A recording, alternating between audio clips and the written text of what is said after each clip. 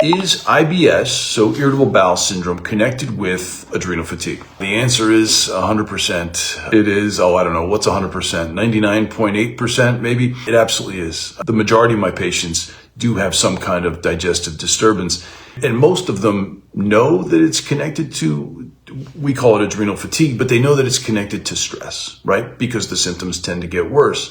Irritable bowel syndrome is one of those garbage can diagnoses, right, where, doctors couldn't really figure out or find anything objectively wrong. There's no tumor or weird infection or anything like that. Yet, we still deal with indigestion, nausea, could be diarrhea, could be constipation, oftentimes alternating. And it's a very common symptom of this problem. And the reason being, when we're looking at stress physiology, we're looking at this balance in our physiologic makeup, right? I talk about it in terms of the seesaw, where we've got fight or flight on one side and rest and digest on one side.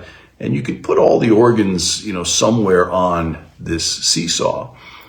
So when our body's stressed, right, when the limbic system perceives stress of any kind, then the mechanism shifts us into fight or flight. We turn on the organs that would save us from that proverbial tiger that must be in front of us, even if it's just traffic or a weird email or an argument or a illness or an injury or whatever it might be. We turn on our heart, our lungs, our sugar metabolism so we can have fuel to deal with this threat. And then we turn off a bunch of other organs that are really non-essential if there's an actual tiger in front of us, right? Which makes perfect sense. Shut down the immune system. You don't really need to be wasting energy fighting some chronic infection if there's a tiger in front of you. You can deal with that later. Same thing with the digestion. Turn it off. Not a good time to have a bowel movement or sit down to eat when there's a threat in front of you, right? So we turn that off, and where we turn that off goes towards the vagus nerve, right? So we end up turning off the vagus nerve, which is the main parasympathetic nerve, right? This side of your physiology is parasympathetic. The main one, and parasympathetic is rest and digest. So the main controller is this vagus nerve, which starts in the brain, and it runs the entire digestive process top to bottom, the whole thing, right? Our pancreas, our stomach acid, our gallbladder, our peristaltic movement, sphincters opening and closing, the whole thing.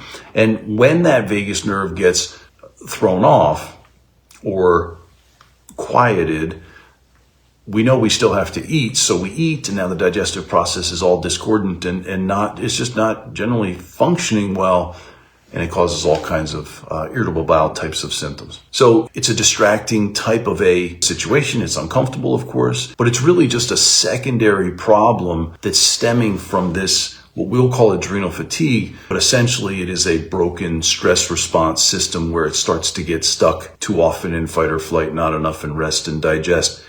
This should be an incredibly finely tuned system that's dynamic and nuanced in its responsiveness. And with time, as we fill up our bucket of tolerance for stress, no matter how you fill it up, it starts to get sticky. It overreacts at times, it underreacts at times, and unfortunately, these other organ systems tend to pay the price.